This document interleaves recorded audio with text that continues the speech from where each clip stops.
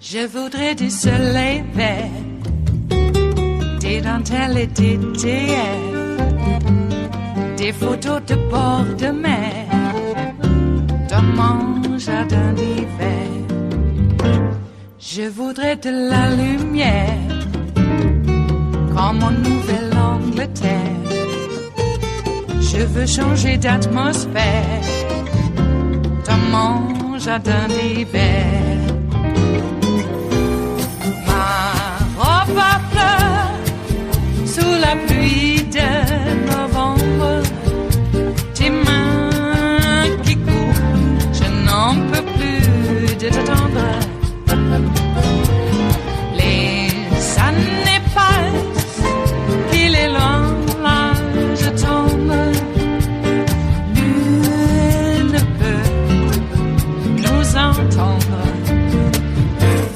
Je voudrais du Fred Astaire, revoir un latte. Joe, how far away was Vice President Biden from Donald Trump during that debate? I'm worried about the debate. I mean, they had family members in the audience not wearing masks, and the two men were shouting at each other, or Trump was shouting a lot, and Chris Wallace was shouting a lot. How far away? I know they were trying, it was Cleveland Clinic, and they were working very hard to make it a safe event, but you got to wonder at this point, people coming in and out of there, how they got in, how safe these men are at this point. And obviously both of these men are in their mid-70s. I wanted to go to Pulitzer Prize-winning historian John Meacham. I'm going to hold off on that for 1 second to try to get a good answer on your question, Mika, because again, there was a distance between the two presidential candidates. Yeah. I'm hoping if I were putting on a debate, I would make sure there would be great ventilation like you have on a lot of commercial airliners to make sure that the ventilation was moving air through there in a way that was safe for both President Trump and Vice President Biden. My concern from and obviously the Cleveland Clinic, one of the premier medical institutions on the planet, obviously were consulted, which brings me to the next question. Before we get to John, I want to bring Dr. Gupta and Dr. Dave back in. But Dr. Gupta, I begin with you. My biggest concern about this debate are the reports that we heard from Jonathan Lemire, the AP's Jonathan Lemire, that there were members who were traveling with Hope Hicks on a helicopter and then on Air Force One, who, when they were sitting in the audience, were not wearing masks, even though they were required to wear masks. Yeah. And I believe Jonathan Lemire said were even asked after sitting down without masks to put those masks on. That would be people sitting inside in a contained area for over 90 minutes without masks. Talk about the medical consequences, the possible medical consequences of that, and the risk factor for all those sitting around them. Here's the video. Dr. Gupta?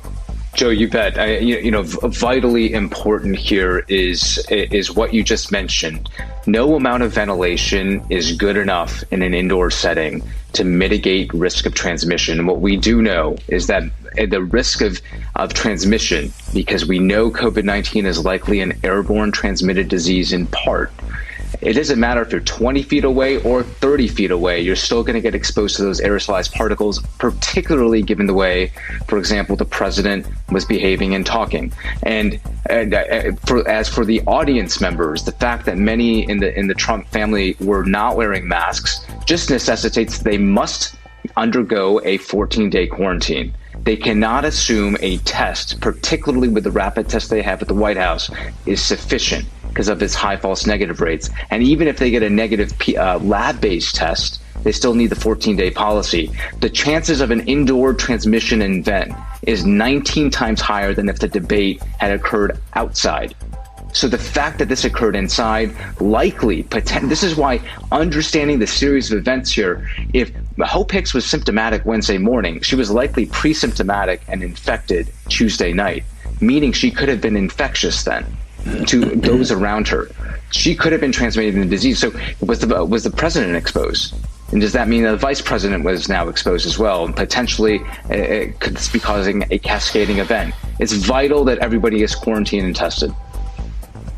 And Dr. Dave, I ask you the same questions as we see images of the Trump family sitting inside after being exposed to somebody who may well have had COVID. How dangerous is this for them and for those around them?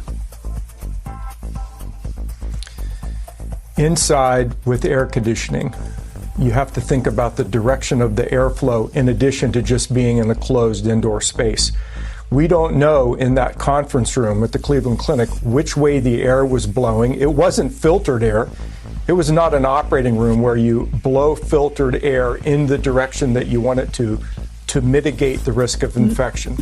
It was an open conference room with ceilings and walls and air conditioning that was either blowing past the president or toward him, or past the family members in the audience or toward them. So everybody in that room is at risk, 19 times higher risk, as Dr. Gupta pointed out. So there is no single person who took part in that debate that should not self-quarantine per CDC guideline, get tested, and plan for the worst while perhaps hoping for the best. It is Friday, the 2nd of October of 2020, and you are in West Coast Cookbook and Speakeasy. I am your chef de cuisine, Justice Putnam. Gunner, the English bulldog, is our snoozing sous chef, snoozing as we speak. And our daily special is Blue Moon Spirits Fridays, because we are all Nighthawks in the diner of life. And were you drinking a French 77 when you heard the news? Well, I was just about ready to lay my head down on that pillow when I saw the news. I did not know that he had actually tested positive at that point. I had just presumed, well, they're going to follow the CDC guidelines, and that's to quarantine for some amount of time. 48 hours is not enough to tell whether you have it or not. And then I wake up in the morning and I find out that both he and the birther first lady, yeah, she's a racist, have it. And apparently he has been showing symptoms. Oh my. Well, that's some hope and change, don't you think?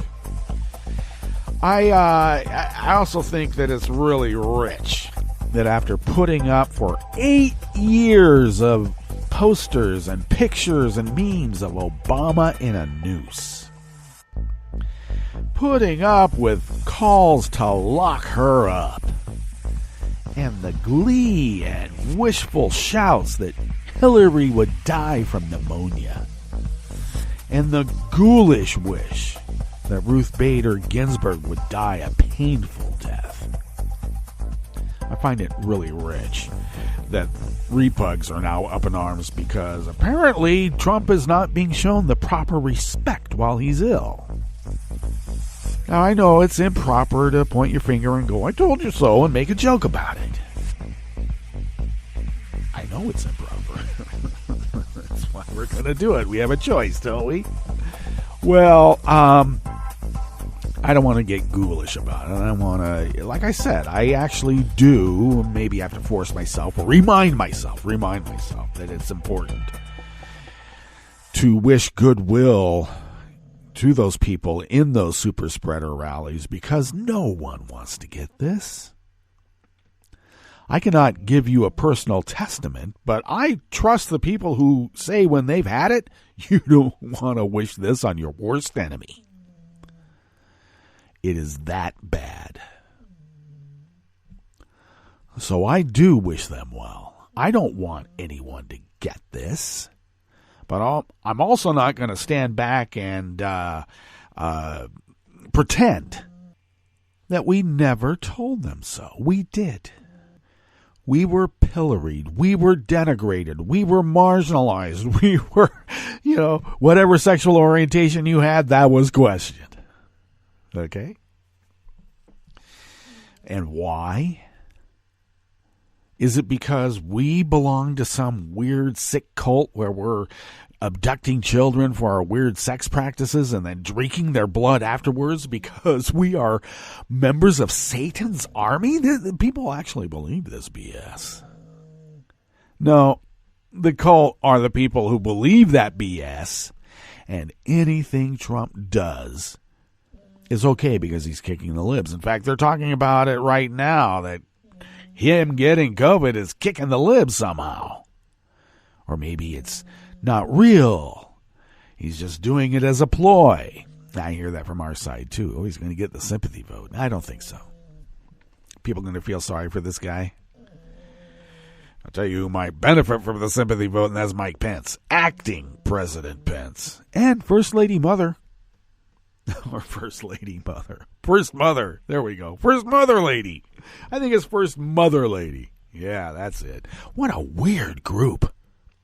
Now, of course, we should remind ourselves that the new Supreme Court nominee stood mere inches from Trump, and he knew he had the virus at that point, or he knew he'd been exposed. This is what's really weird. What's wrong with this guy?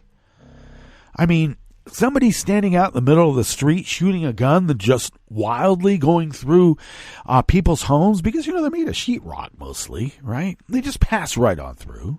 That's reckless endangerment. You get arrested for that, thrown in jail.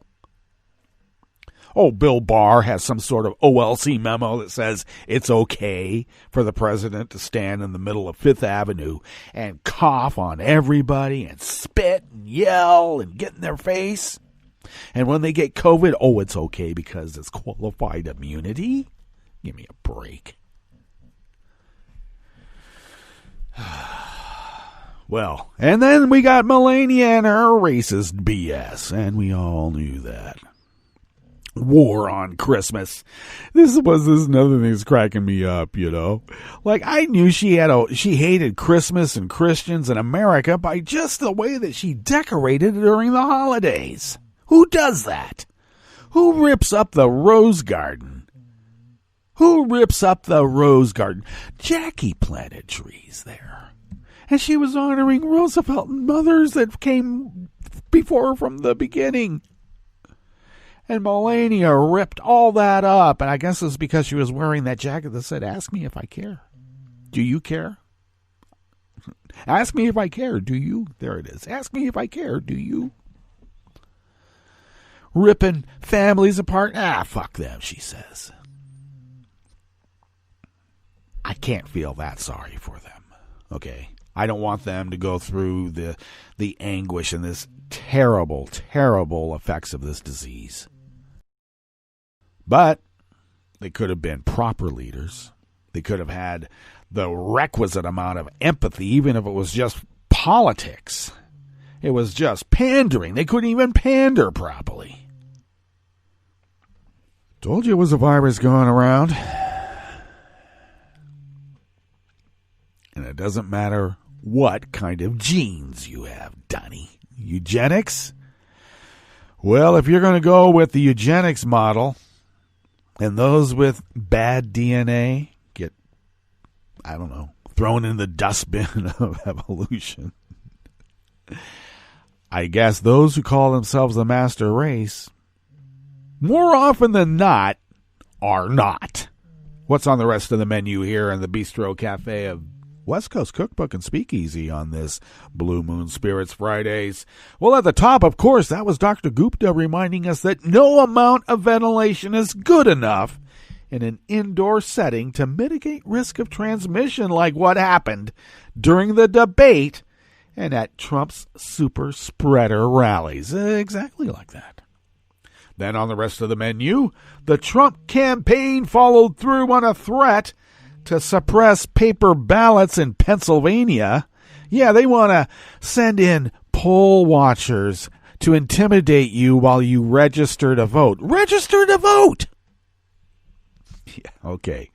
Well, here's some good news on top of other good news we heard this morning, and that is Trump operatives Jacob Wohl and Jack Burkman each face 24 years in prison each. Yeah. For felonious voter intimidation, and that's at least 24 years, at least. And the CEO of Pfizer pushed back against Trump's claim on the rushed timing of any vaccines in development. Well, vaccine is not going to help you get over this, Donnie. So, too bad. Okay. After the break, we move to the chef's table, where the Turkish health minister revealed the government has been hiding the true extent of its virus outbreak. I keep telling people this is a virus going around. And Argentina mourned after the death of the beloved cartoonist Quino. All that and more on West Coast Cookbook and Speakeasy. Bon appetit.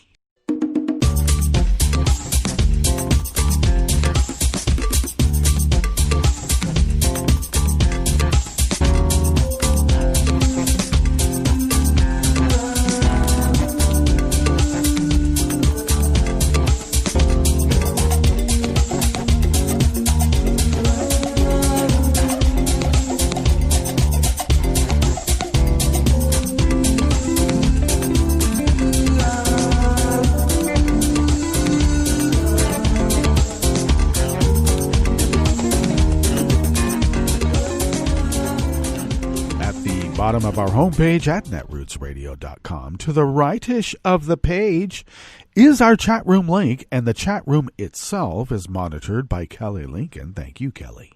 To the leftish of the chat room link, near the bottom of our homepage at netrootsradio.com, which when you do open up the page, you'll notice the scroll at the top, and it's just a small reminder that you should go vote, because things matter, like Black lives. Okay. And if Black lives matter, it means your life matters too. You don't even have to mention it. But if you would look near the bottom of our homepage there at netrootsradio.com, to the leftish of the page, you will then notice the link to our Patreon page. And that is there because even though the bulk of how we do this comes out of our own wallets, we still need you and more of you. That's right. You, because of your generosity, and hopefully generosity in the future from new people. If you could be so generous and send the amount of an espresso-type coffee drink, for instance, once a month, if you send that, we stretch those dollars. We pay our bills. You allow us to fulfill our civic duty. And what is our civic duty? Well, we do many things, and part of that is resistance, especially now. And your generosity has allowed us to do that, and not only does it allow us to fulfill our civic duty, we're able to fulfill our civic duty because we are able to keep the workhorse machinery newish, and we're in the process of getting the final purchases for the actual hardware machinery to take over from the workhorses that have been working like horses for over 4 years now on this 10-year run of Resistance Radio that the founders originally intended. So thank you. If you would like to follow Netroots Radio on Twitter, do so at Netroots Radio. Tom takes care of that and really so much more. Voiceovers and all sorts of stuff. Thank you, Tom. If you would like to follow me on Twitter, you can do so at Justice Putnam, and you might as well, because that's where I mostly post everything that has to do with Netroots Radio and the show when I'm doing it. So, like, for instance, the show notes and links diary on Daily Kos, I post that up on social media. And I posted actually first on Daily Kos about 10 minutes before showtime and then on social media. And I try to do that quickly. I really do. You can also follow the show on Twitter at Cookbook West and pick up podcasts by way of Spreaker, Stitcher, TuneIn, iHeart, YouTube, iTunes, etc., etc., etc. All right. You know, this is a bittersweet day for me today. Yeah, you know, Trump and Melania have the virus, and, you know, that's big news. But today, my late son would have been 43 years old. I guess he still is, but it would have been nice to, well, celebrate in his indelible fashion this news. I still remember when he stood up to a contingent of Proud Boys with a bullhorn in hand. My nieces and my eldest granddaughter on the steps of the Oregon State Capitol held them at bay with signs about, you know, kids being ripped from their parents and put in icebox baby gulags. Signs that said, "What if it was your child?" And F Trump and other things like that, because my son was great. And he hated Trump, and for good reason. And I think he would be, his celebratory nature was quite indelible. I think he might, enjoying it, I don't know. You never want anyone to get this disease, anyone.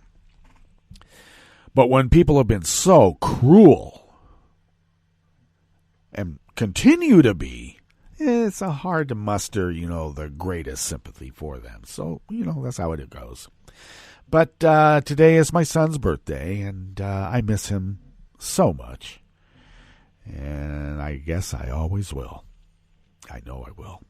Okay, let's dive into this first offering here in the Bistro Cafe of West Coast Cookbook and Speakeasy, and it comes out of the Associated Press by Mark Levy. Donald Trump's campaign followed through on a threat to sue Philadelphia, filing papers in court last night when he had the COVID over city officials preventing campaign representatives from watching people registering to vote or filling out mail-in ballots in election offices there. Your ballot is secret. Don't they know that? And they want to have poll watchers? No, they want to have their goons in there intimidating people. This is not how it's done, but they're suing. They're suing in every small county to keep people from voting. They're suing states to keep people from voting. They are breaking the law, as we'll see in the upcoming story here, to keep people from voting. The lawsuit comes amid Trump claiming that he can only lose the crucial battleground state of Pennsylvania if Democrats cheat. Yeah, as he did in 2016's campaign, suggesting that the Democratic bastion of Philadelphia needs to be watched closely for election fraud. You mean people voting. He wants you to vote on a hackable voting machine, but not on paper, because paper leaves a paper trail. And then you have to count the votes. Yeah.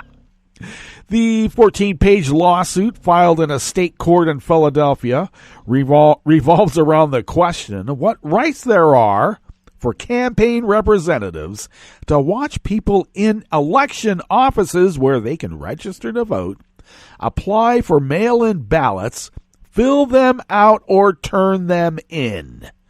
Bad things are happening in Philadelphia, the lawsuit said. Well, of course, Democrats live there, and there must be something bad.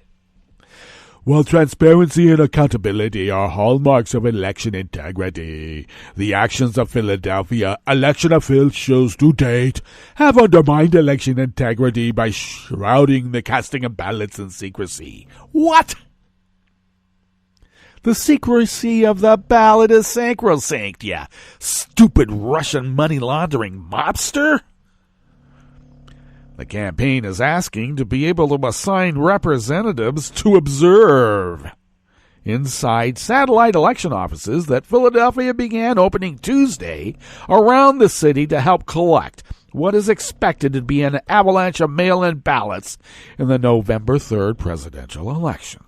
But election lawyers, city officials, and the state's top election officials all say that there is no right under Pennsylvania law, even for a certified poll watcher, to watch people do things like register to vote or fill in a mail-in ballot. Those rights, they say, are limited to certified campaign representatives to observe voting at a polling place on Election Day, or the opening of absentee and mail-in ballots in an election office.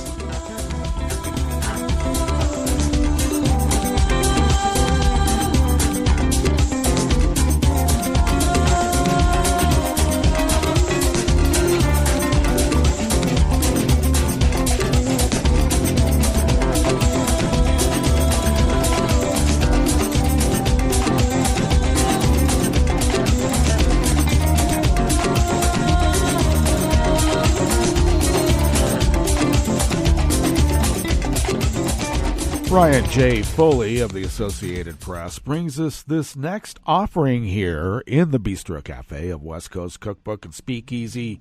Blue Moon Spirits Fridays, and oh, what a tasty dish this is. 2 conservative operatives were charged yesterday, Thursday, in connection with false robocalls that aimed to dissuade black residents in Detroit and other Democratic-leaning U.S. cities from voting by mail. Jacob Wohl, age 22, and Jack Burkman, age 54, each face 4 felony counts in Detroit, including conspiring to intimidate voters in violation of election law and using a computer to commit the crimes. The calls falsely warned residents in majority black Detroit and cities in at least 4 other states that if they vote by mail in the November 3rd election, they could be subjected to arrest, debt collection, and forced vaccination by jackboot liberals. The men, who have a history of staging hoaxes and spreading lies about prominent Democrats and government officials, are not in custody, and no date for their arraignment has been set. What?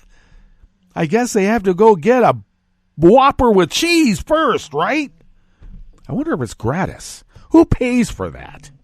The charges carry the potential for years in prison and thousands of dollars in fines, and the computer charges carry up to 7 years apiece, while election law violations could bring up to 5 apiece. And that's how we get at least 24 years each. The Attorney General's office, Nestles, warned the public about the calls and launched an investigation in August after thousands of Detroit residents received them.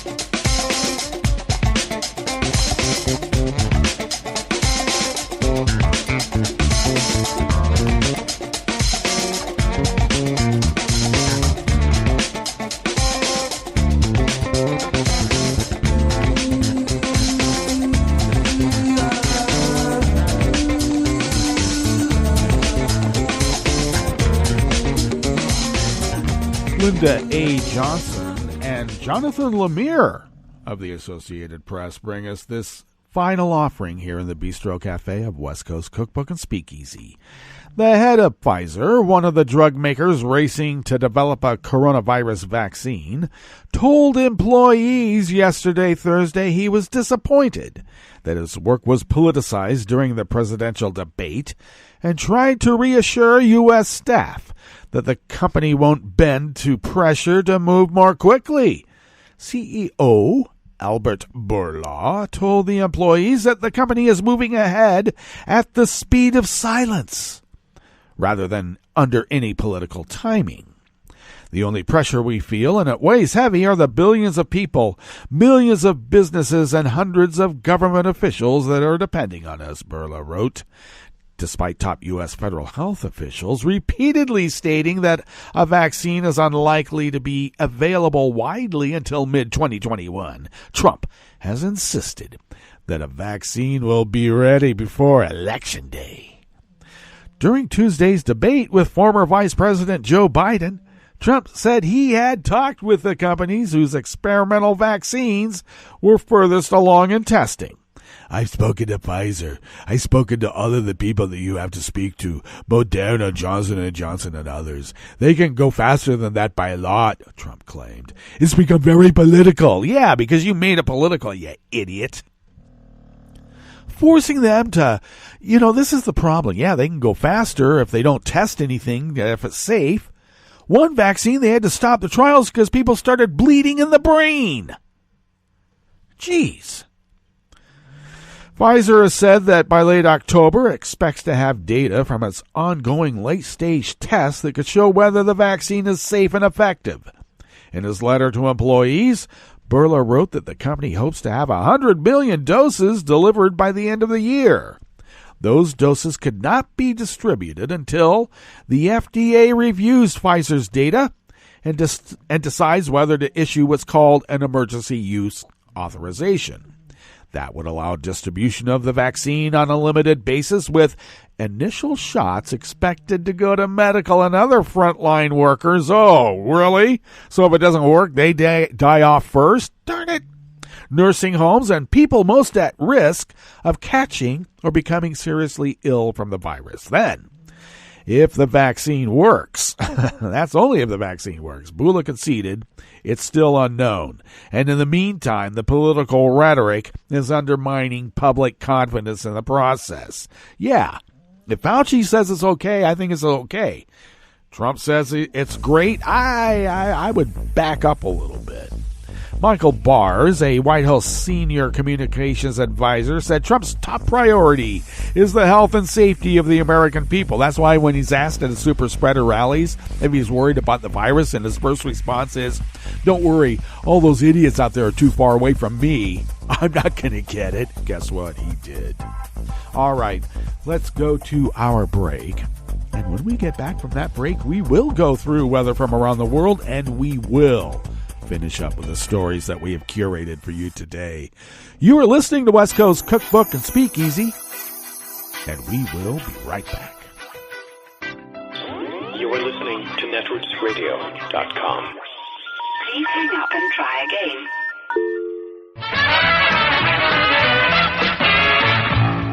From a point at sea to the circles of your mind, a new force is at work for planetary transformation. New radio for a new Earth.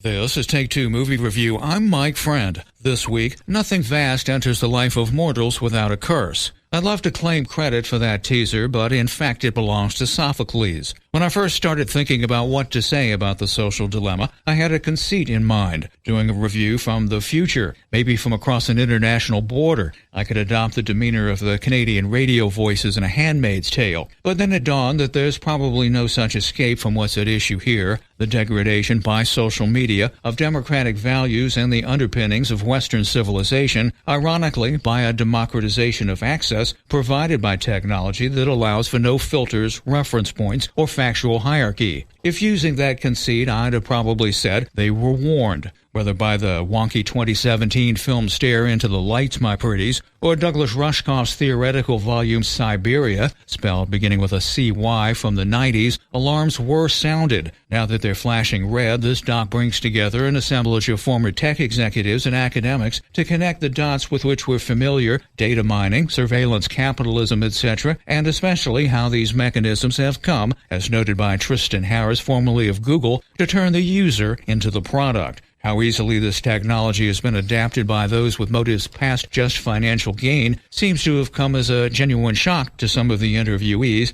though perhaps it shouldn't have. The politics-money connection isn't new. A particularly effective touch in The Social Dilemma is an intertwined drama of a family dealing with a teenager's social media addiction between the interviews. Director Jeff Orlowski's last film dealt with climate change. It seems clear that he believes the tipping point on this issue is considerably more immediate. This has been Take Two Movie Review. I'm Mike Friend. Catch up with us at take2moviereview.com and feed us back on our channel on YouTube.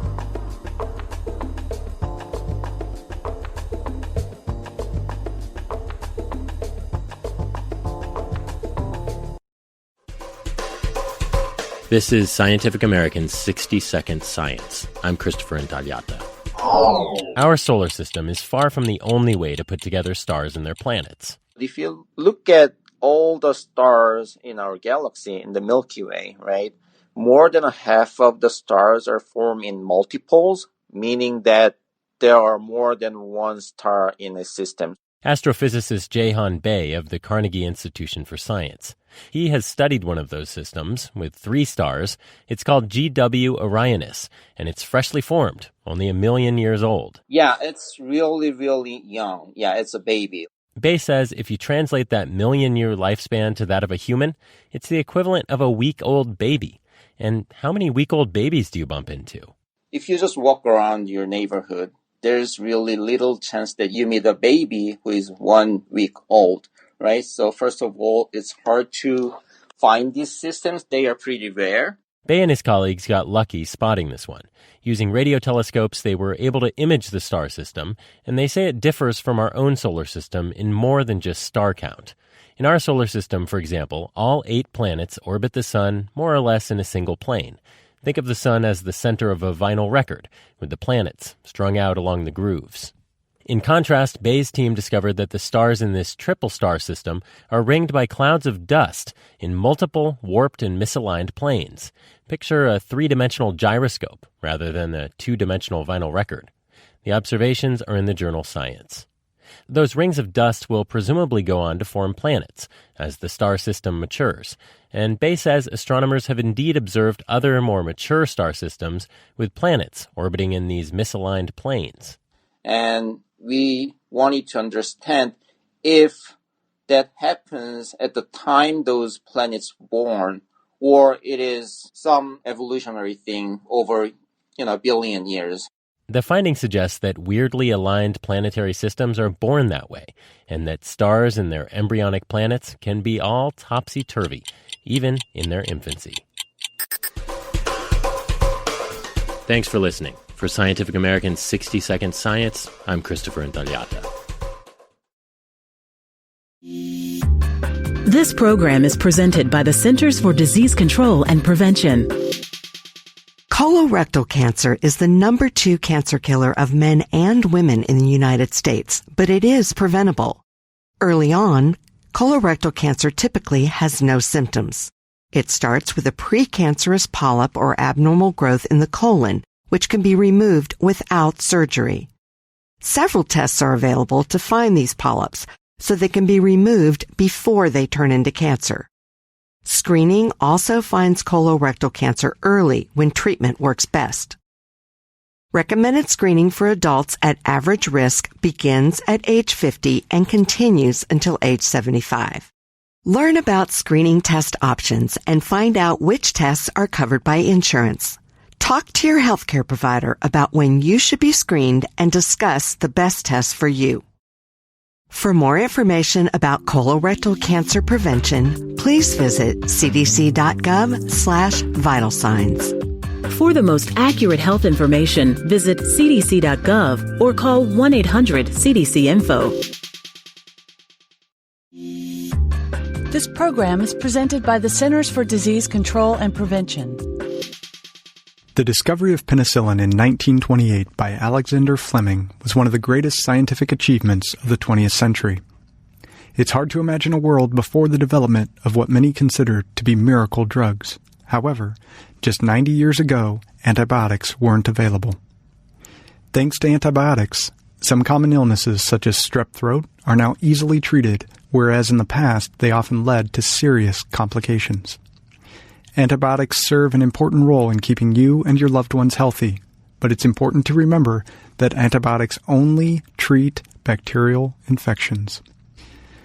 Most common infections such as colds, flu, most sore throats, bronchitis, and many sinus and ear infections are caused by viruses and do not respond to antibiotic treatment.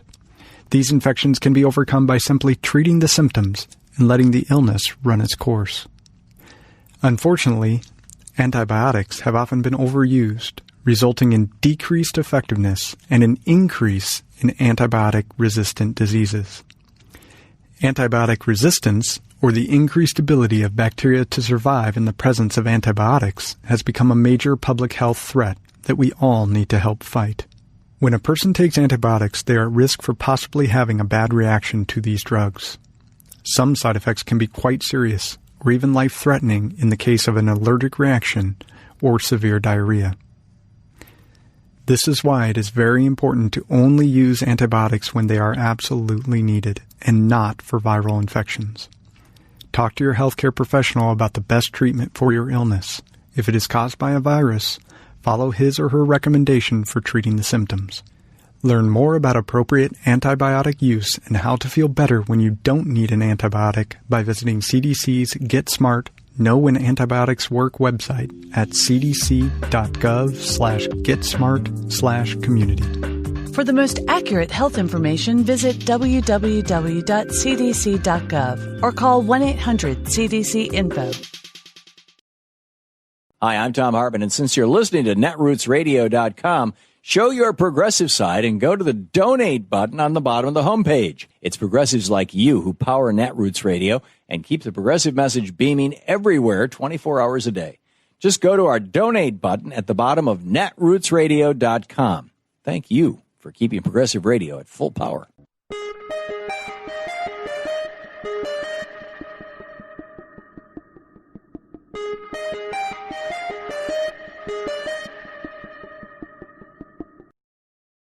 I'm Rick Smith, and this is Labor History in 2.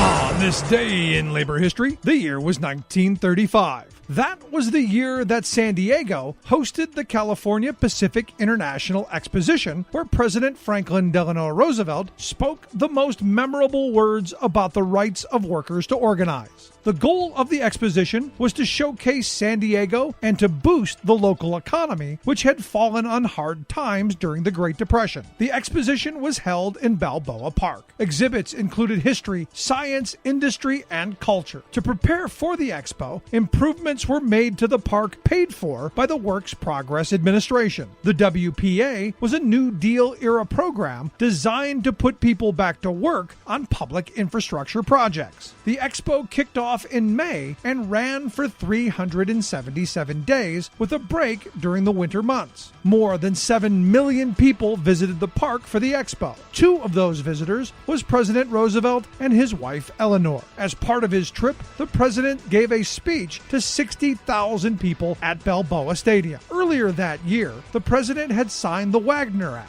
otherwise known as the National Labor Relations Act, which guaranteed private sector workers the right to join and form a union. The president spent part of his expo speech celebrating that achievement. He declared, quote, "A changing civilization has raised new problems with respect to the relationship between the employer and the employed. It is now beyond partisan controversy that it is a fundamental individual right of a worker to associate himself with other workers and to bargain collectively with his employer." President Roosevelt went on to acknowledge, quote, "New laws in themselves do not bring a millennium. The passage of the law helped to launch a new wave of union organizing across U.S. industry."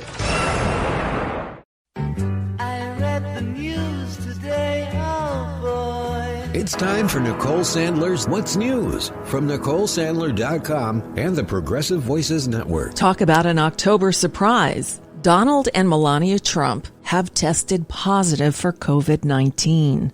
Let's rewind the tape. Early Thursday evening, the news broke that Trump's top aide, Hope Hicks, tested positive. Now, she had spent most of the week traveling with the president on Air Force One and Marine One. The bombshell hit around 1 a.m. Eastern Time when Donald Trump tweeted, "Tonight, At Flotus and I tested positive for COVID-19. We will begin our quarantine and recovery process immediately. We will get through this together. Well, Donald Trump has downplayed the severity of the pandemic, often proclaiming that the virus would vanish like magic. For months, he refused to wear a mask in public. He even mocked Joe Biden for always doing so, even though his top advisors say face coverings are the best way to curb the spread of the virus. Donald Trump is 74 years old and obese, and doctors say this diagnosis is the most serious known health threat to a sitting president in decades. CNN's chief medical correspondent, Dr. Sanjay Gupta, says now Joe Biden needs to be tested immediately. Biden shared the stage Tuesday night with Donald Trump for the debate. It could take a week for the Trumps to develop any symptoms, and Vice President Mike Pence may have to prepare to take over some of the president's duties if he's sidelined. By the way, Pence and his wife were tested Friday morning, both tests coming back negative. Experts say Trump being infected could also pose a national security concern and leave the country more vulnerable to meddling and discord. Not to mention the Trumps have traveled freely and rarely wear masks, so medical experts say there's an untold number of people who may have come in contact with them. And that obviously includes Amy Coney Barrett, yes, Donald Trump's nominee for the Supreme Court. She stood right next to him in the Rose Garden and has been visiting with Republican senators on Capitol Hill, mostly without her required mask. So I'm guessing this means at the very least, Judge Barrett must self-quarantine for 14 days. That kind of screws up their confirmation calendar, doesn't it? As Barrett's judicial history undergoes more scrutiny, we learned this tidbit. Barrett signed a newspaper ad in 2006 condemning Roe v. Wade, calling for putting, quote, an end to the barbaric legacy of the landmark abortion rights ruling. A Senate Democratic aide pointed out that the ad should have been included in Judge Barrett's Senate Judiciary questionnaire, but was not. Now, despite all the recent seismic news, the rest of our dysfunctional American drama continues. Donald Trump called into Sean Hannity's television show on Fox, not News, Thursday night, and finally condemned white supremacists, something he wouldn't do during the debate on Tuesday. But after enduring 2 days of criticism for declining to denounce white supremacists and telling the Proud Boys to stand back and stand by, Trump finally bit the bullet. I have to say, I've said it many times, and let me be clear again, I condemn the KKK. I condemn all white supremacists. I condemn the Proud Boys. I don't know much about the Proud Boys, almost nothing, but I condemn that. But he should condemn also Antifa. Antifa is a horrible group of people. They kill people. What they do to people, and they're causing insurrection, they're causing riots. He doesn't want to do that, but the press doesn't go after him, and that's a really bad group of people. No, Biden should not condemn Antifa, but Donald should listen to Joe on the subject. Antifa's an idea, not an organization. Oh, you got it. Not militia. That's what his FBI, FBI director said. So we're now about a month out from Election Day, and more voting controversies are emerging across the country. In Texas, Governor Greg Abbott issued a proclamation limiting the number of drop-off locations for mail-in ballots to one site per county, despite the massive size of the state and its huge population. In Michigan, the state attorney general has charged Jacob Wohl and Jack Burkman, two notorious right-wing political operatives, with running a voter suppression campaign meant to intimidate voters. They could each face around 20 years in prison. How do you spell relief? Well, the House on Thursday approved a $2.2 trillion stimulus plan put forth by Democrats, but it still doesn't have enough bipartisan support to make it through the Republican-led Senate.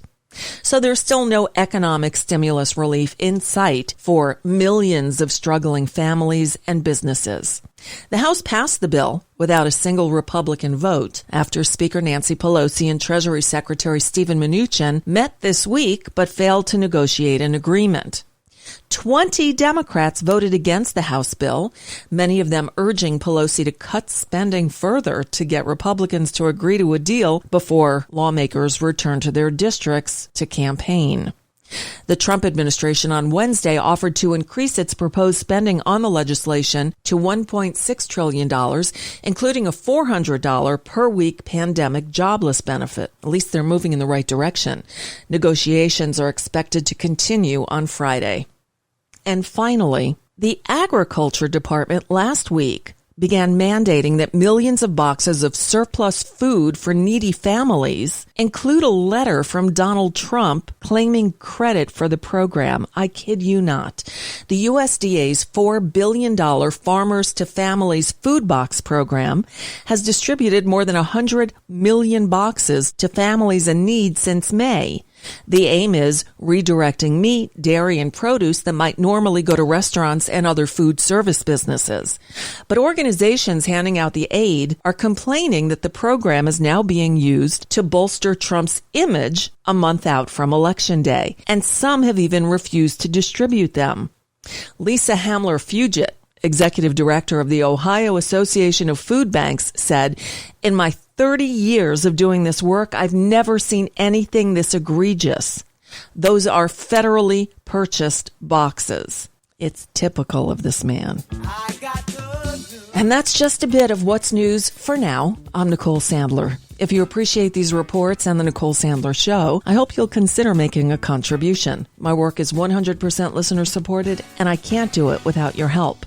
Find out more at NicoleSandler.com, and please click on that donate button.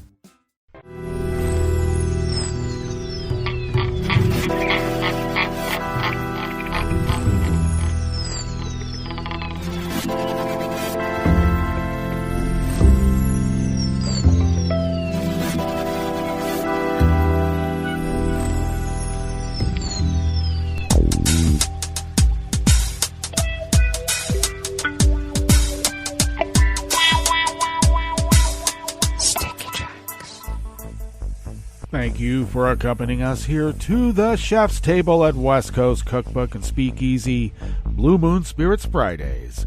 We always begin weather from around the world along the banks of the Rogue River in the Rogue River Valley of Southern Oregon on the west coast of the continental United States of America, where it is currently 52 degrees Fahrenheit. Expected to be a tad cooler than yesterday, around 88 to 90. Abundant sunshine later on with winds light and variable. Clear skies overnight. Winds will be light and variable. Lows will be in the mid to low 50s and mainly sunny tomorrow on Saturday with winds light and variable. Highs about 85 to 88. Confirmed cases of coronavirus in Jackson County here in the southern part of Oregon have now spiked to 1,217 with 6 confirmed dead. Ragweed pollen is high is rated high outside the window here at the mothership proper.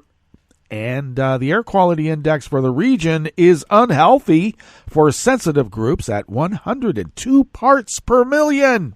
And the daytime UV index is, well, it's moderate at 4. Barometric pressure is falling at 30.12 inches. Visibility is at 8 miles, and relative humidity is at 82%.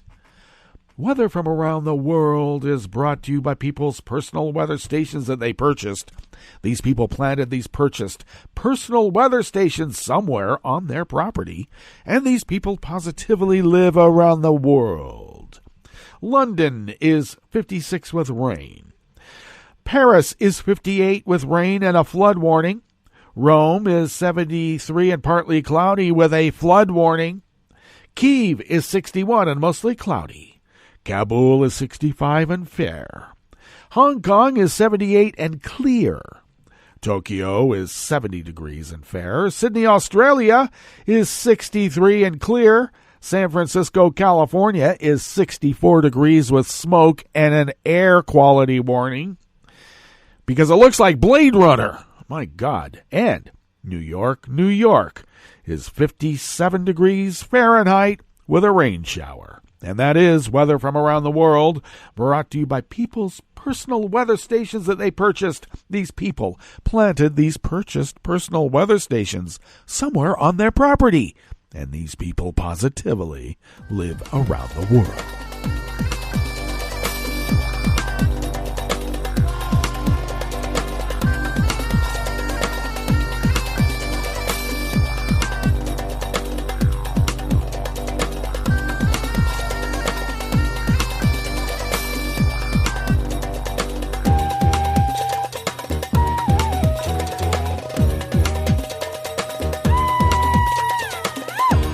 Susan Fraser of the Associated Press brings us this first amuse-bouche here at the chef's table at West Coast Cookbook and Speakeasy. Turkey's government is being accused of hiding the true extent of the country's coronavirus outbreak after the health minister revealed the daily COVID-19 figures published by his ministry reflect only patients with symptoms and not all positive cases. The health minister acknowledged during a news conference late on Wednesday that since July 29, Turkey has been reporting the number of patients being cared for in hospitals or at their homes. The count did not include asymptomatic positive cases, he said, ignoring a question about the number of new positive coronavirus cases per day, a key indicator of where the outbreak is headed in any country. We are talking about people with symptoms. We are giving this as a daily number of the patients, he told reporters. The revelation led to an outcry with people calling on the government to reveal the true spread of the coronavirus among the population of 83 million.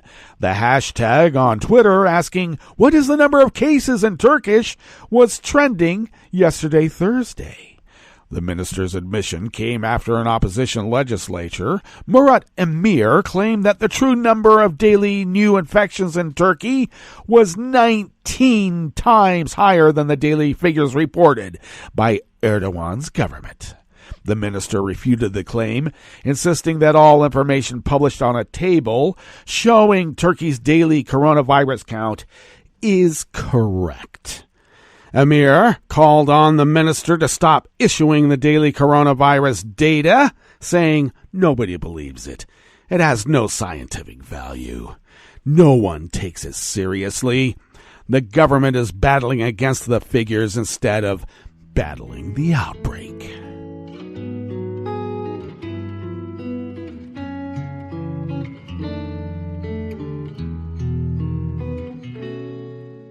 Je te donne ce mon amour pour la vie entière.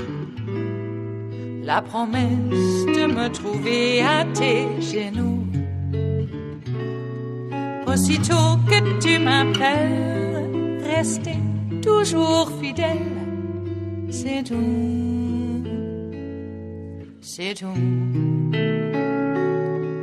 Je te donne tous mes printemps, mes étés de mer. Mes automnes, quand les feuilles tombent partout.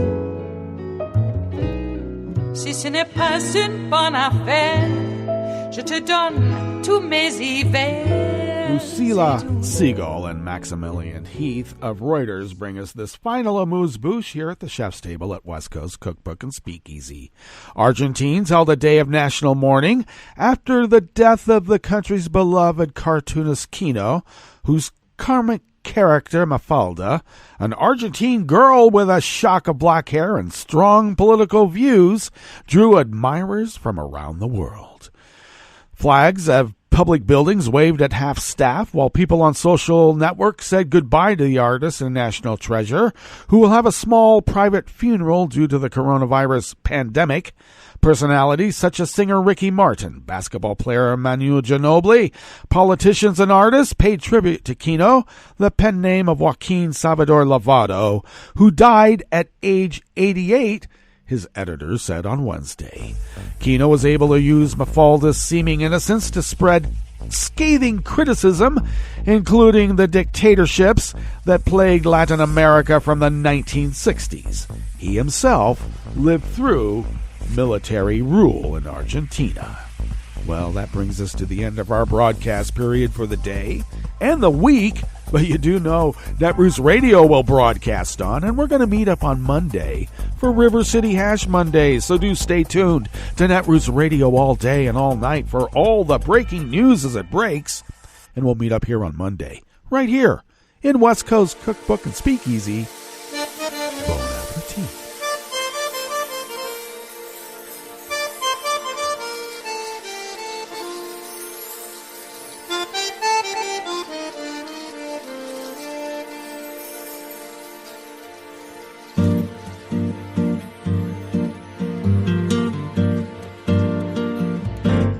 Je voudrais du soleil vert, des dentelles et des théières, des photos de bord de mer, dans mon jardin d'hiver.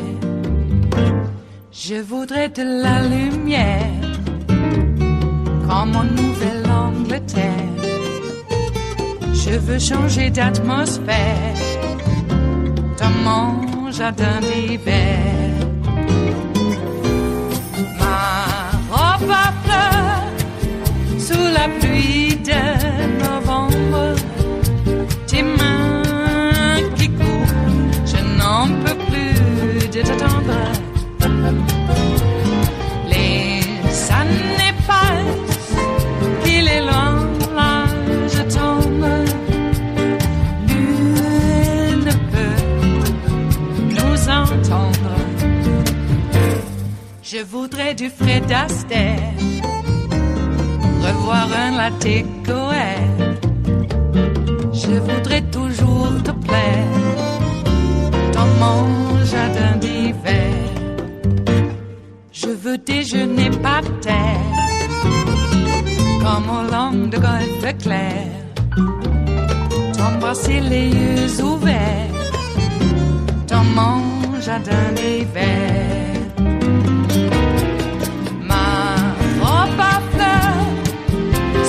Pluie de novembre, tes mains qui courent, je n'en peux plus de t'attendre. Les années passent, il est loin, là je tombe. Nul ne peut nous entendre. Ba-da-da-dum-di-da-dum. Ba-da-da-dum-di-da-dum. Ba-da-da-dum-di-da-dum. Dans mon jardin d'hiver. Ba-da-da-dum-di-da-dum. Ba-da-da-dum-di-da-dum. Ba-da-da-dum-di-da-dum. Dans mon jardin d'hiver. Dans mon jardin d'hiver. Dans mon jardin d'hiver.